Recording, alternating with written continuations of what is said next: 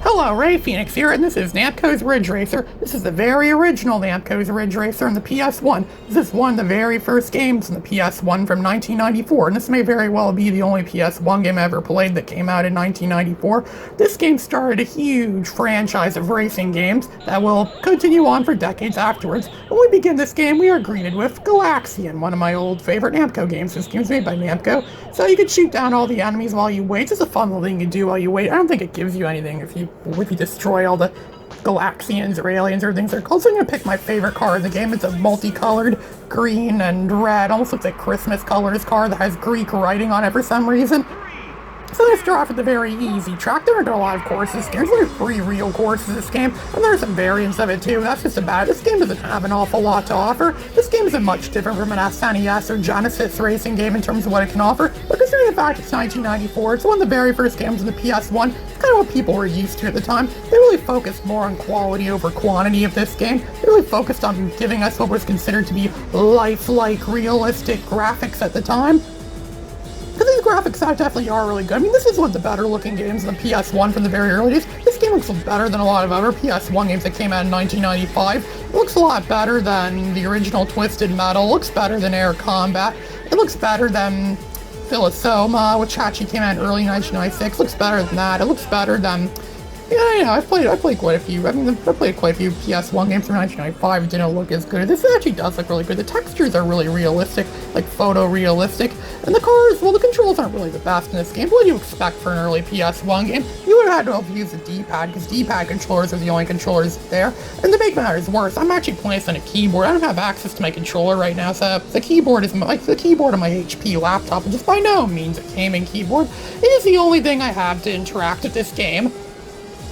Since completed the first lap, the speeds change for each lap in the game. In the first race, for every race, the first race in this game, because the maximum speed you go at is 98 miles per hour. Then the next race is like 120 something, and all the other ones like 120 something miles per hour. They really increase the speed, like make the game go faster and faster as each race progresses. Kind of like what the original Wipeout did. I do cut this game a lot of slack for it being an early PS1 game, and I'll admit, compared to other Ridge Racer games, this one is very subpar, but it was the first one, so I can give it slack for that. The sequels definitely were a lot better. There's R4 Ridge Racer Type 4, which came out about 3 or 4 years after this one.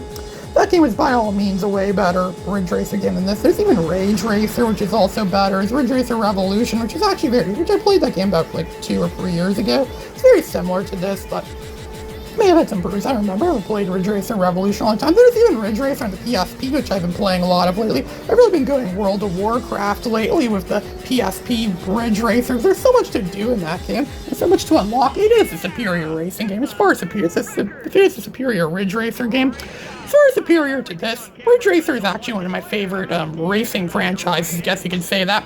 There's 2 types of people in the world. There's people that either think Ridge Racer is one of the greatest racing game series ever made, and then there's the other group of people, which are the ones that think Ridge Racer is the most overrated racing game ever made. I'm honestly one of the ones that think Ridge Racer is one of the best racing games ever. Like, seriously, it is really good. I mean, this one doesn't really, properly demonstrate that, because it's just the first game of the series. But if you look at the sequels, they are really good. The series does have a lot of high potential for really good racing games. I definitely prefer this series over Gran Turismo. Gran Turismo is good, but it makes you do all this BS stuff with getting driver's licenses for things. Who wants to get a license? So it's bad enough we have to do stuff like that in real life. Who wants to do that in a video game? You play a game just so you can have fun, right? It's the reason why we play games, is so we could have fun and enjoy ourselves and have an entertaining experience, and that's exactly what this game delivers. It really is a really enjoyable, entertaining experience. The music in this game, not all the music is good. Some of the music in this game is kind of annoying. I don't usually, it does let you choose which track you want to play for each level, but I don't really bother much with that or care much for that. I usually just leave it on random and just let it play a random track. And I think the songs in this game are saved as music tracks on the CD. So in theory, if you put this CD into a CD player or a computer that can play music CDs, you could copy all the music to your computer or play the music in a CD player, supposedly. I don't know. I never actually owned a real copy of this game. I did have a demo for this game way back, and it wasn't even a playable demo. It was a video-only demo. It was on the very first PlayStation Pix demo disc from 1995. I had a video for this game where you could just watch it.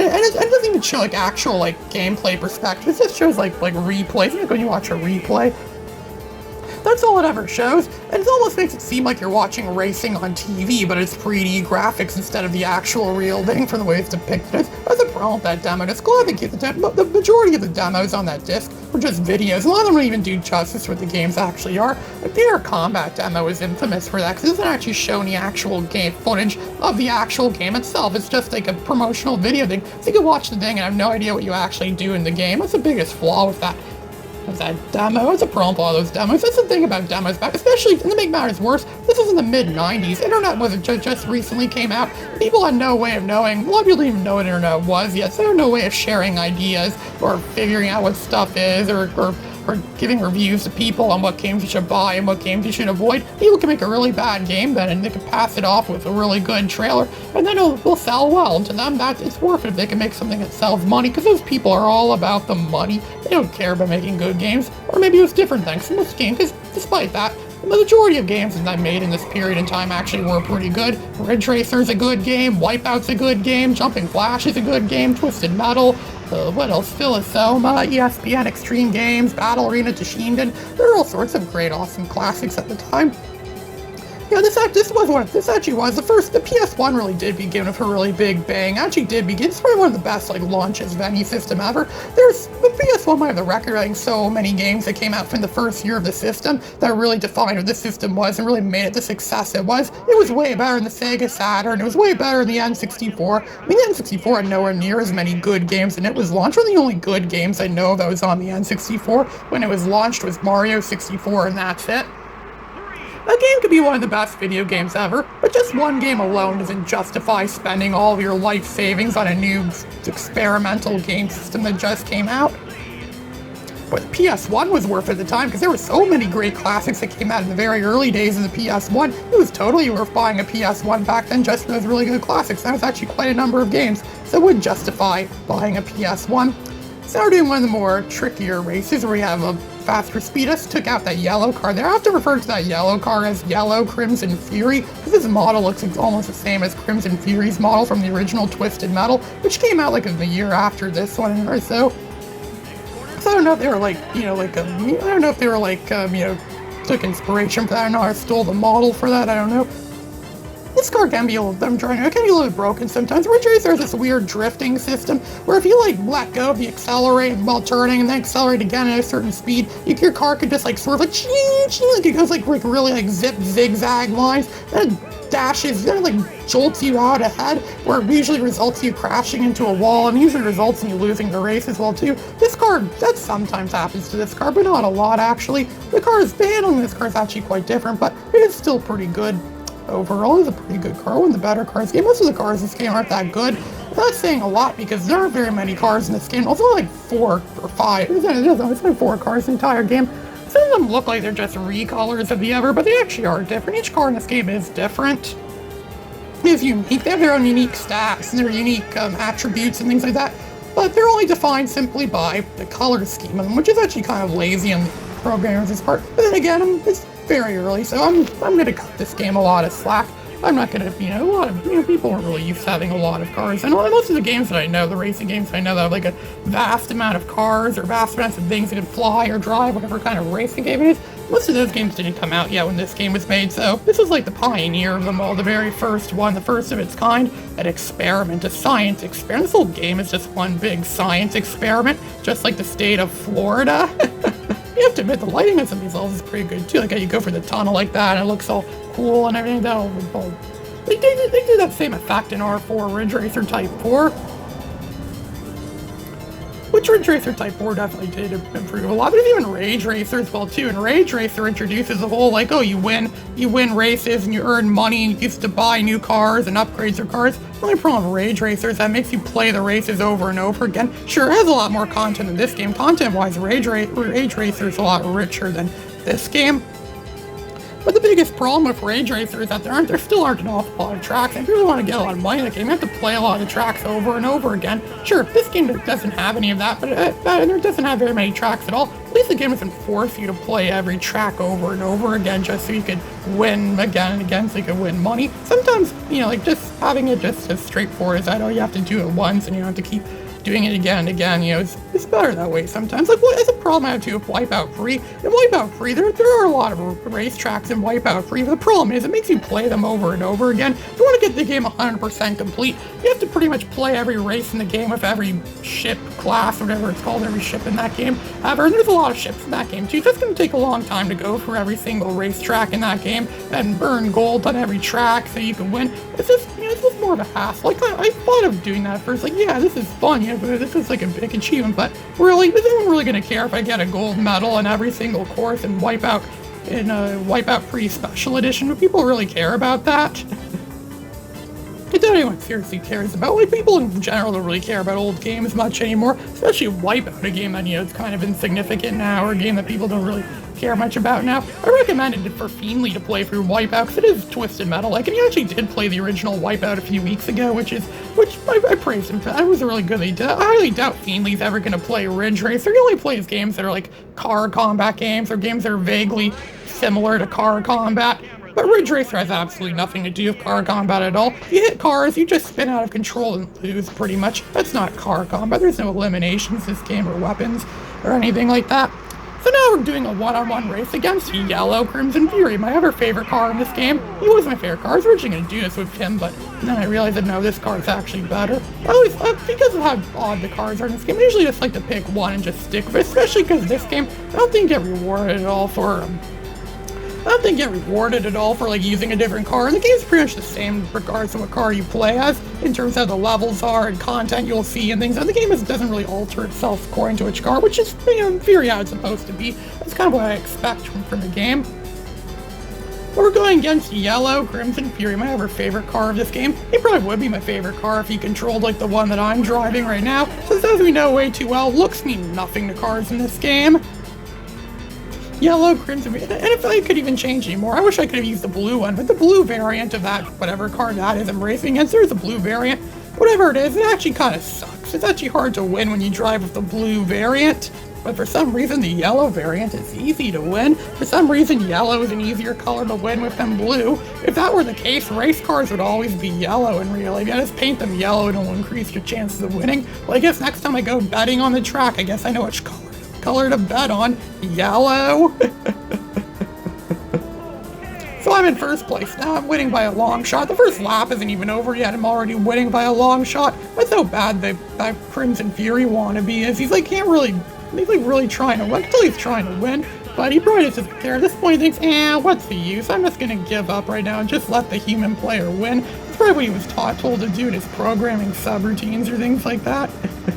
And every track in this game even though there aren't very many tracks in this game, there's only one real track, technically speaking. There aren't a lot of tracks in this game in general. And each track is just like a different adaptation of the same track. They just change instead of going that way, you have to go this way. Instead of going that way, sometimes even just reverse the track too. Ooh, let's invert the track and make it a new track and pass it off as a new track and hope no one notices that it's just the same thing over and over again. Yeah, but overall, this is a really good game. Well, this is like a good demonstration of what video games in 1994 were capable of. It's a fun game to play every now and then. I recommend, if you're going to play this game, I recommend playing it for short amounts of time at a time. Because, so this is a game that would get dull and boring if you had played this game every day. Like, I don't know, I read a story a long time ago about a guy that bought a Ps1 in 1995, and all he had was a playable demo. I imagine it was playable based on what he said of this game, and he said that his parents wouldn't let him buy any more games for 3 months after, and he got it 3 months before Christmas. So every day for 3 months, he would just play the demo, which is just one track of this. You play that every day, and this is in 1995. There wasn't really internet or any other fun stuff to do, so all you do every day is just play Ridge Racer, just the demo, one track over and over again. I could imagine doing that. If I could do that, I'd probably be good enough to be a game tester in the 90s, because they say if you want to be a game tester in the 90s, you should play your most hated game every day for 30 days and see if you could, withstand being a game tester. It's not like that anymore nowadays. Nowadays, you have to have a lot of programming experience. You have to have an extreme insane and human amount of intellect of writing programming systems to be a tester. It's not like back in the old days where they just took random average Joes and had them play games or stuff, and see how they work and have them report on things and stuff like that. I miss the good old days when people did stuff like that, but now, yeah, it's all different. Now it's hard to be a tester in today's world. No job is easy anymore in today's world. No wonder why so many people are jobless now. I wonder if the people who made this game are jobless now. Maybe they wanted to make other Ridge Racer games or racing games. I have no idea the people who made this game, what they later went on to work on. Same as everyone else in the 90s. I wonder what all those other 90s developers ever did, or if they're still around today. But I don't know. I don't follow new games at all anymore today, so that's why people often call me a video game renaissance man. Oh, and look at that. We just beat all the levels of this game, so now it's going to give us like a special, ooh, you came in first. Making it look like an old arcade game. It's like, ooh, you got time this, time that, time that. It's gonna show some replays of us whipping past Yellow, Crimson Fury. As we speed down the road, we'll speed around there. See, this is what the video demo I had for the original Ridge Racer. It's just stuff like this, and it played a piece of music and showed the cars racing and stuff like that. It has Galaxian on one of the screens, which is in this game too, just in the full game of the Galaxian. It even has advertisements for like other stuff. Other Ridge Racer games have like advertisements for other Namco properties. Ridge Racer PlayStation version, transplantation stuff. That's a weird way to put it, transplantation. And saying it in front of a coffee shop too. I imagine that's a coffee shop. It looks like a coffee shop. It might not, it's not a real coffee shop. They probably just took cardboard and set it up like that. And just made it look like one, like what they do in North Korea all the time, where they just set up fake grocery stores or fake stores to make you think that all the stuff there is real and they're good people, but really, they're not. There's all the names of the people who worked on this game. There were a lot of people involved in this game. The credits this game are a lot longer than most of the credits. A lot of Genesis and SNES games. This is at a time when more people started to get credited for being in video games. Congratulations! Let's play extra game. Ooh, there's an extra game. Let's see what it is. Come to think of it, this is technically the first time Galaxian could be played on a PS1, because Galaxian was on Namco Museum Volume 3, but this game predates Namco Museum Volume 3. So I'm gonna enter in my initials. My name is Ray, of course. What else would my name be? Of course I'm Ray Phoenix. Who else would I be? Always says game over, just like in Daytona, USA. This game actually is quite similar to Daytona, USA in a lot of ways. I often consider it to be a competitor of Daytona, USA, but I actually kind of like this game a bit more. It's easier to control. Some of the logic isn't as BS as Daytona, USA, so yeah, this is a good game. This is better than Daytona, but Daytona is still pretty good. I don't know, did this game even come out on Sega Saturn? I don't know. I don't know if this game actually came out on the Sega Saturn or not. But some of the music in this game sounds like Sega Genesis quality music. Like the song playing right now sounds like something that could have been on the Sega Genesis. Or the Sega CD or something like that. But this was made when the Genesis is technically still a current system, but on its last legs. So I guess it kind of makes sense. So this game does remind me a little bit of games like Virtua Racer. I actually did make videos of Virtua Racer. I made a video of the Genesis Virtua Racer all those years back when my channel was still in experimental stages. I just still think the original Virtua Racer was really impressive on the Genesis way back in the day.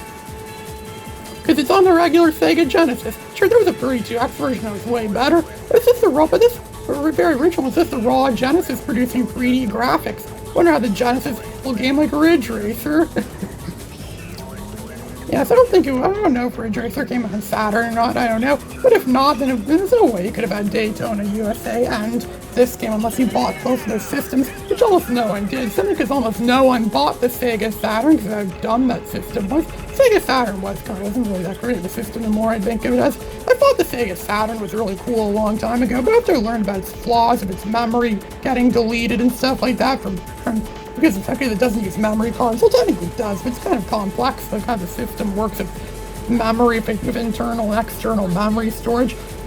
It's not a good, and then most of the games aren't really that memorable or stuff, so it's nothing that's worth paying my life savings for or anything like that. Sure, there are a lot of good shooters on it, but I find it hard to find a lot of these good shooters, so most of them are only released in Japan, which apparently it is easy to to bypass region encodings with the Sega Saturn, but I don't know, Sega Saturn, I thought it was cool, but now I realize, yeah, that's probably better that I don't have a Sega Saturn. I don't even play game systems at all much anymore. Now I just play games, just like this nowadays, and I'm about to run out of time. This happens every time I play this race on beginner mode. I always run out of time.